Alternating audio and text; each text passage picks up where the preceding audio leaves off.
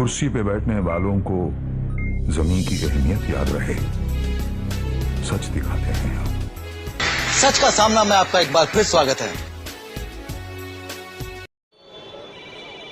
ये बोलते थे कि इलेक्शन डिक्लेयर हो गया, उस वक्त संविधान या कोई तहरीक या कोई आंदोलन चलाने का क्या मतलब है, मगर वो बेवकूफी की बात करते थे, ऐसा मैं मानता हूं। यही सही वक्त है इस मुल्क में, इस शहर में, हमारे धुलिया मालेगांव हल्के में ये बताने का कि संविधान की लड़ाई क्यों जरूरी है। मैं ऐसा मानता हूं कि ये इलेक्शन किसी पार्टी के दरमियान है ही नहीं,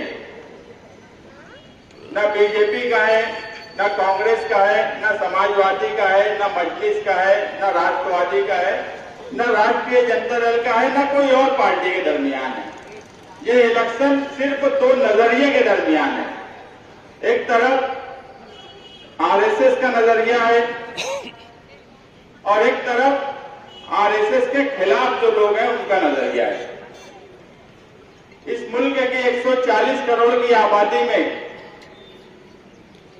आपको क्या लगता है कि संविधान को मानने वाले कितने लोग होंगे जिनको संविधान से प्यार है, संविधान से लगाव है। इस मुल्क का संविधान बाबा साहेब अम्बेडकर ने जब लिखा और आज उस संविधान पे ही हम यहाँ खड़े हैं, हम बोल रहे हैं, आप लोग वहां खड़े हो और सुन रहे हैं, तो 140 करोड़ की आबादी में मुझे लगता है बहुत कम लोग हैं जो संविधान से लगाव और प्यार नहीं करते होंगे, और वो लोग सिर्फ आरएसएस के नजरिए को मानने वाले हैं।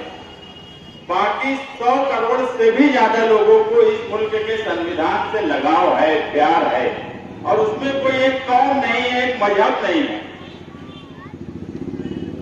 10 साल से बीजेपी की इस मुल्क में हुकूमत है, क्या हाल है सबके सामने है।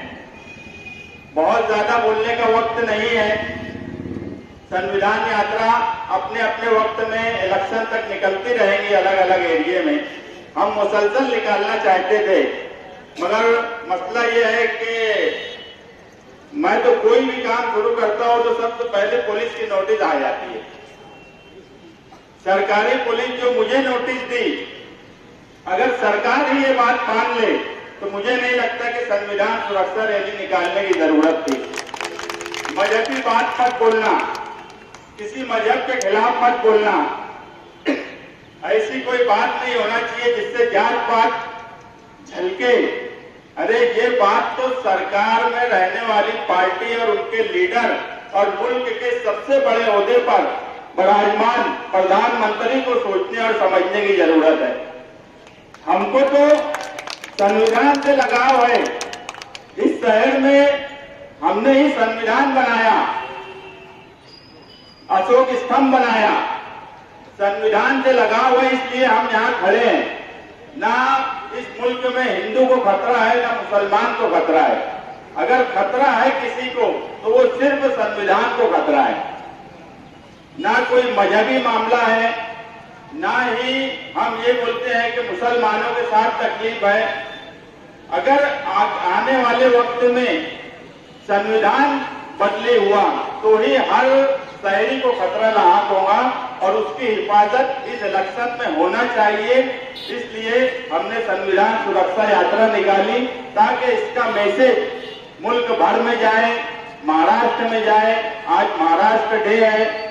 महाराष्ट्र से, संयुक्त महाराष्ट्र से आपके शहर का लगाव है कि निहाल साहब उस लड़ाई में थे संयुक्त महाराष्ट्र की, और जो इलेक्शनी हवा है महाराष्ट्र की वो बहरहाल ये बता रही है कि जिस तरह संयुक्त राष्ट्र की लड़ाई महाराष्ट्र ने लड़ी थी गुजरात के खिलाफ, आज मुल्क में महाराष्ट्र से ही बदलाव आएगा।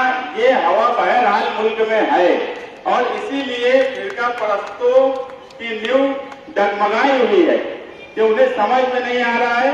नहीं तो एक वक्त था फिर लोग ऐसा बोलते थे इलेक्शन से पहले कि मजहबी जो नशा है उसमें इलेक्शन एक साइड दिखेगा, इलेक्शन में फिरका परस्तों की हवा दिखेगी।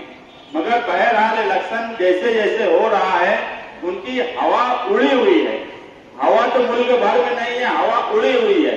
हम मुल्क भर में क्या कर सकते हैं ये सवाल नहीं है, मगर हम धुलिया और मालेगांव कॉन्स्टिट्यूंसी में बहरहाल फिरका परस्तों को हरा सकते हैं। इस बार वोट देना ये अपने लिए वोट देना नहीं है, इस बार वोट देना इन बच्चों के लिए वोट देना है जो यहां खड़े हैं, क्योंकि हम लड़ लेंगे।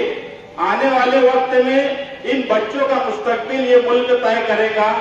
इसलिए मेरी तमाम ही लोगों से गुजारिश है कि आने वाले वक्त में अपने तौर पर स्लिप का इंतजाम करें, सियासी पार्टियां उसका इंतजाम करेंगी, हम कोशिश करेंगे, दूसरी पार्टियां भी कोशिश करेंगी, मगर वोट 100% देने की कोशिश करें या वो रिकॉर्ड बनाएं कि पार्लियामेंट का इससे पहले वो रिकॉर्ड नहीं बना हो कि इस शहर ने सबसे ज्यादा वोट दिया।